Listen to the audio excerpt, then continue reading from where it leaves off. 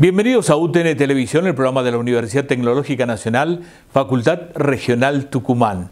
Estaremos en este capítulo contándoles lo que ocurre en esta Semana Internacional y Nacional de la Ingeniería, organizado por nuestra Facultad Regional Tucumán. De verdad, una pléyade de atractivos que son de todas las vertientes que tiene la ingeniería y sus aplicaciones en los distintos campos de la vida humana. Muy atractivo, así que sin perder tiempo vamos a recorrer ese espinel con todos los disertantes que han venido aquí a Tucumán.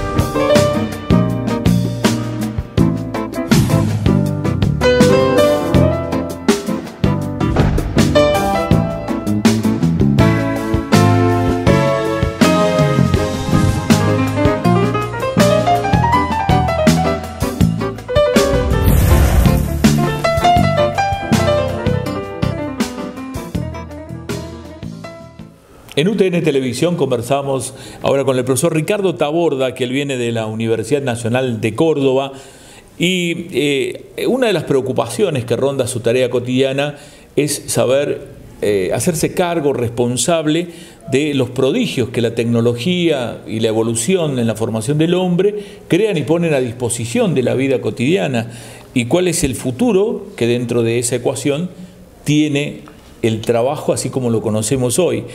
Un intríngulis muy interesante, Ricardo, el gusto de recibirlo. Bueno, será que uno está casi al final de su vida útil, lo que se me nota. Yo tengo más pasado que futuro y es inevitable mirar hacia atrás y uno lleva años, muchos años de ingeniero, de construir cosas. A mí me ha tocado construir tecnología, construir servicios.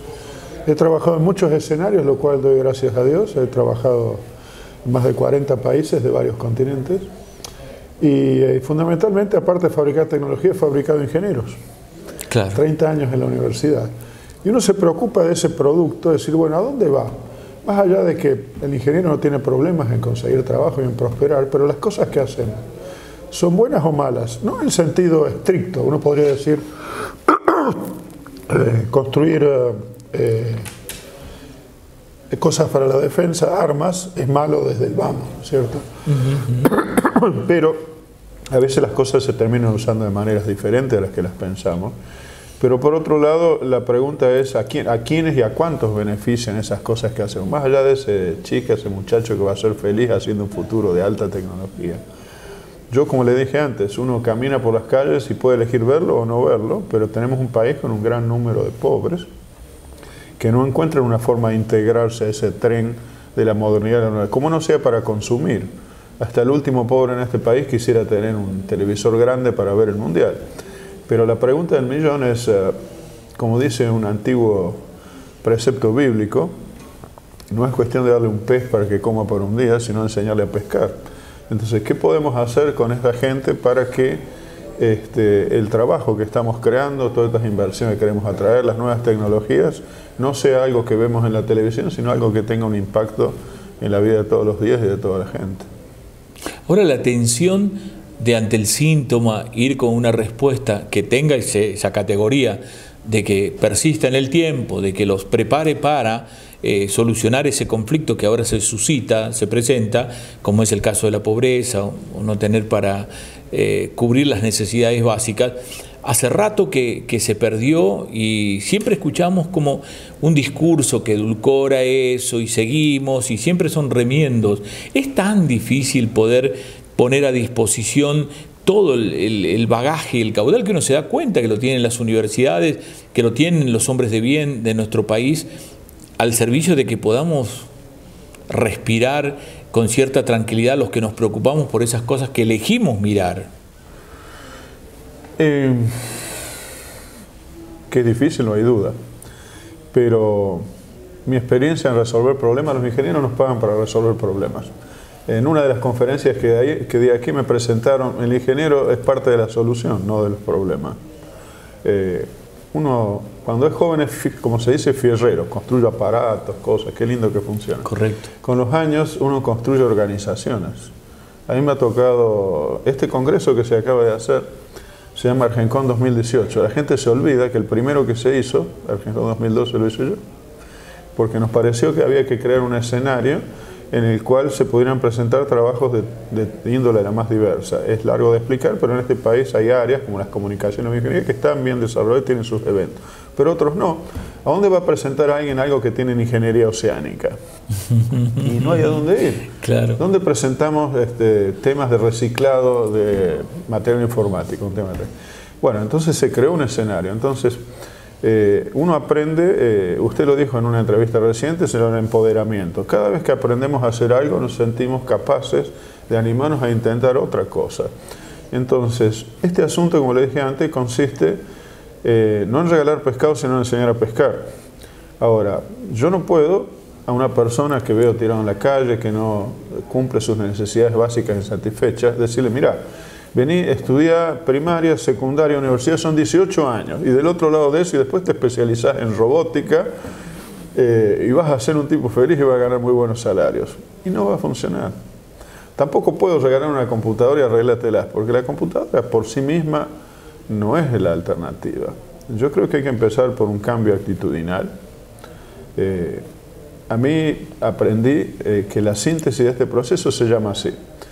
Si tenemos un problema, lo primero que tenemos que hacer es aceptar que tenemos un problema. No dejemos de mirarlo, está ahí. Yo me fui a dormir a un hotel 4 estrellas, pero había gente durmiendo en la esquina en el ANSES porque quería que los atiendan a la mañana. El problema de la mañana seguía estando, solo que ahora había una cola que daba vuelta a la manzana. Segundo problema es, si hay un problema tenemos que conocerlo bien, para no opinar de prestado, ¿no es cierto? Sí, sí. Veamos bien los detalles, entrevistemos.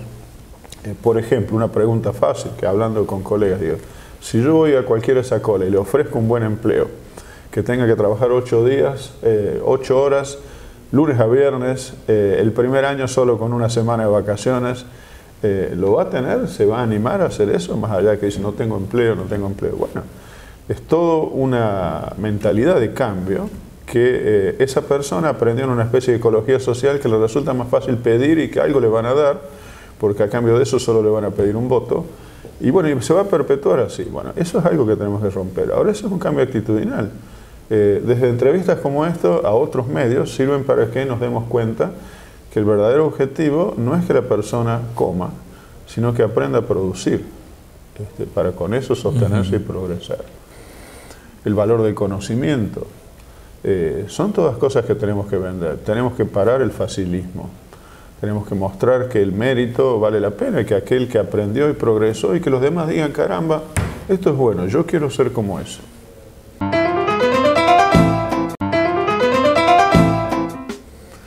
Y ahora cuando lo miramos desde la universidad, en la que tiene mucho que ver usted,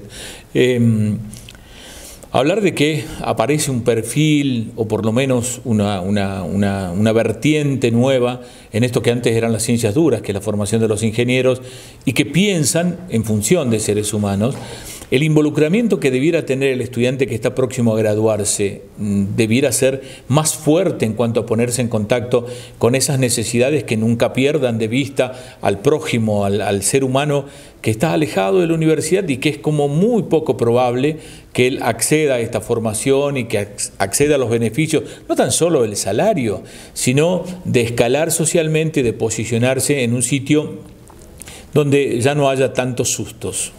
Bueno, casualmente en el transcurso de este evento nos juntamos el mismo día que me tocó hablar a mí, a metros de aquí, con una persona, no me acuerdo el nombre ahora, de la Universidad Católica de Buenos Aires, que tiene todo un grupo que se llama Tecnología y Sociedad, y aún una publicación.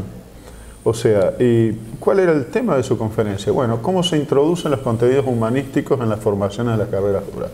Es un tema que recientemente el CONFEDE, el Consejo Federal de Decanos de Ingeniería, desde el CONFEDE se impactó en el Ministerio de Educación para que en las incumbencias y en los futuros planes de estudio se incluya eso, dentro de lo cual está la sensibilización y la concientización. Entonces, con él que hablamos justamente, intercambiamos muchas ideas, tradicionalmente se ha metido en una materia al inicio que se llama Introducción a la Ingeniería, creo que acá también, que el alumno pronto se olvida, tiene 40 materias que eso, ¿no? Entonces, la idea nuestra es que sea transversal, o sea, que desde el primer año hasta el último, los alumnos aprendan que no solo van a aprender a hacer cosas, sino tienen que aprender el por qué y cuál es el impacto ambiental, el impacto social. Por ejemplo, a nosotros se nos enseña a producir cosas. Tenemos procesos, recién habló el ingeniero Urriza, sí, yo hago un robot que va a ser mejor y de mejor calidad del automotor, y al final va a salir un automotor. Ahora, al final de la vida útil de ese dispositivo, ¿qué se va a hacer con eso? Tendríamos que desde el vamos pensar qué va a pasar, cómo se va a reciclar, o va a ser una montaña más de basura y por lo tanto un nuevo problema ambiental. Ahora, si aprendemos ese círculo virtuoso, no solo vamos a tener un menor impacto en el ambiente del futuro, sino que encima capaz que desarrollemos algo lateral. Otra de las charlas que yo tuve que es sobre la percepción social de los procesos de reciclado, de donde yo vengo, porque una cosa es pensar sobre algo y otra cosa es hacer algo al respecto, son cosas muy distintas.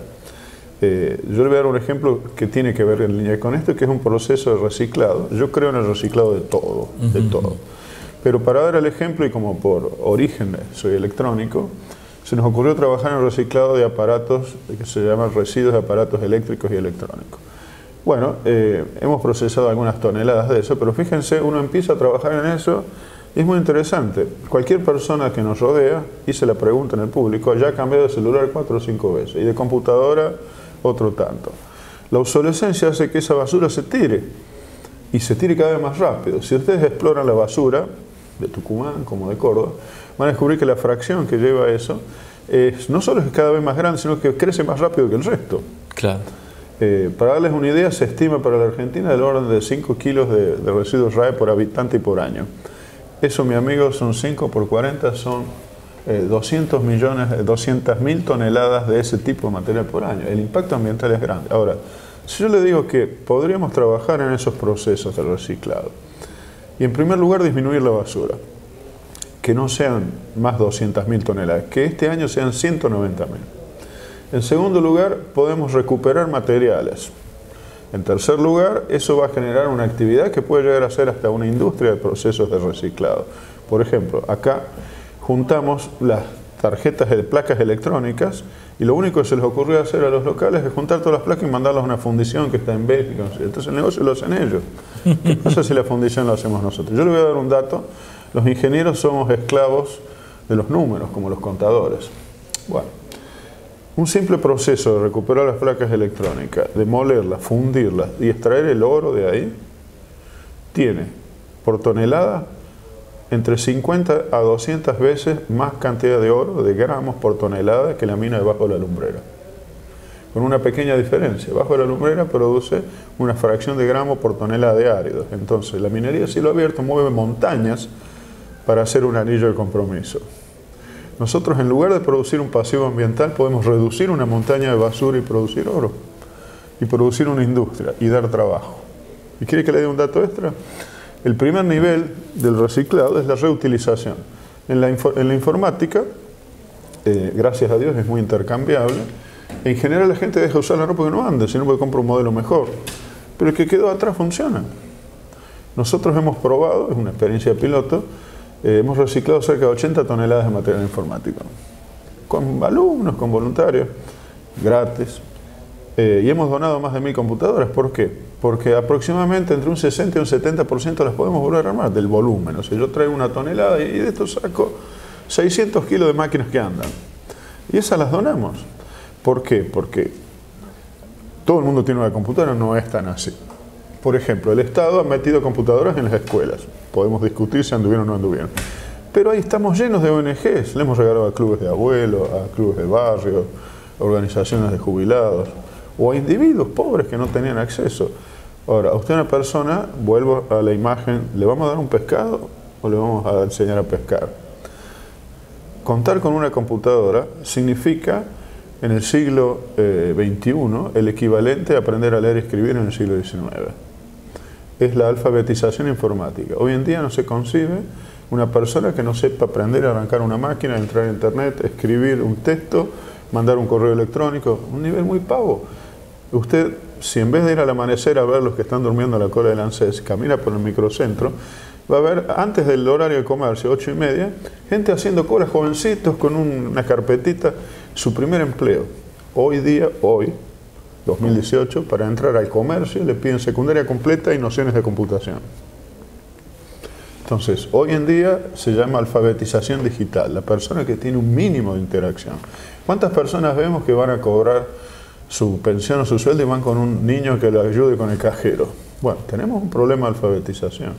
Bueno, y ahí la conferencia muestra que el gran desafío del futuro, en la medida que aprovechemos una tecnología que tenemos, que es esta, el teléfono, hay el que inventó el protocolo TCP/IP que hace funcionar Internet, se llama Vincent Cerf, publicó recientemente, salió en La Nación, que para el año 2020 el 80% de la población mundial, estamos hablando de 7.000 millones que somos, el 80%, más de 5.000, van a estar conectados a Internet. ¿Cómo? A través de esta máquina. Hay celulares acá, hay celulares en Etiopía, les puedo mostrar fotos de oasis de celulares en el desierto, en el norte de África, de gente que viene con los camellos y ahí llega porque ahí tienen para cargar los celulares y tienen señal. Y se está usando. Ahora, ¿qué tiene interesante eso, más allá de que nos riamos? El Internet de hoy, no el de un día de estos, está logrando un acceso universal a la información.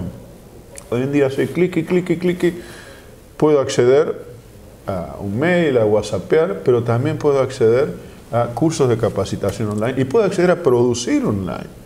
Usted le asombraría ver cómo personas que no tienen la primaria han logrado hacer cosas que le permiten vivir de eso, aún en condiciones remotas. Seguro. Bueno, esa es la clase de cosas que tenemos que explotar, porque se lo vuelvo a decir, a esa persona que duerme en la calle para mañana hacer el trámite, no lo podemos meter 18 años en la universidad.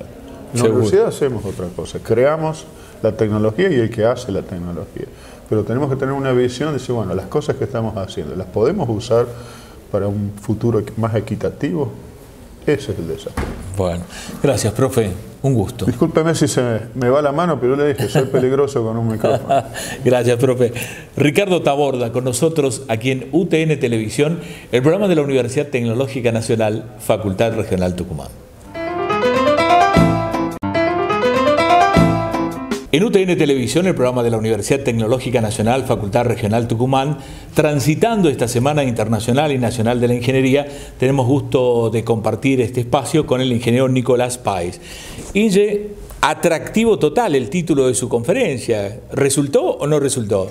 Creo que resultó bastante bien, aunque tuve una duda inicialmente porque cuando llegué a la universidad había una banda sinfónica. Y sinceramente me dieron más ganas de quedarme escuchando la banda sinfónica que de ir a escuchar mi propia charla, digamos. Pero bueno, terminó momentos antes de que yo arrancara y tuvo bastante afluencia mi disertación, así que muy contento. Buenísimo. Bueno, la semana tiene esa virtud, también entrenarlos a los que vienen en tomar decisiones. No se puede asistir a 60 atractivos que tiene el calendario en 5 días, pero bueno, han optado por ir. ¿Y fue atractivo, convocante lo de poner a Messi en el título de la conferencia? Supongo que sí. El hecho de ponerlo obviamente tenía un componente de marketing, digamos, ¿no? Claro, claro. Creo que estuvo bien, yo quedé muy contento con la disertación, hubo varias preguntas y bueno, bien, conforme. Ahora con esa empecinada tarea de popularizar, de propagandizar las carreras que tienen que ver con la programación, que procuran que en todos los niveles la gente se contagie y estudie, se capacite, se forme en este mundo que al parecer por un buen tiempo y de manera creciente va a gobernar las relaciones entre los seres humanos. ¿Eso está resultando? ¿Hay gente que se inclina a estudiar carreras que estén vinculadas a esto o no? Yo creo que sí, realmente hay una gran oportunidad. El software está presente cada vez más en nuestra vida cotidiana, digamos. Eso ha generado muchísimas oportunidades en términos laborales. Y la Argentina, en el nivel global, tiene una gran oportunidad para crecer en ese sector, digamos. Esa exportación a la que se apela de que podemos estar trabajando con nuevas modalidades, que el trabajo ya no es presencial, que se puede estar trabajando para gente que aprovecha este conocimiento o este desarrollo muy fuera de las fronteras geográficas físicas de cada uno de los estados, funciona de la gente, especialmente los argentinos que se capacitan acá, que estén sin moverse de la Argentina, trabajando mucho y casi todo lo que hacen fuera del país? Creo que hay un sector de los profesionales de la informática que efectivamente trabaja para el exterior. Yo mismo me encuentro por momentos trabajando con empresas extranjeras, principalmente de Estados Unidos, y creo que hay una oportunidad creciente en ese sentido. ¿Sí? En la medida en que, bueno, obviamente manejemos inglés y nos mantengamos actualizados en términos tecnológicos, definitivamente hay una oportunidad de trabajar hacia el exterior.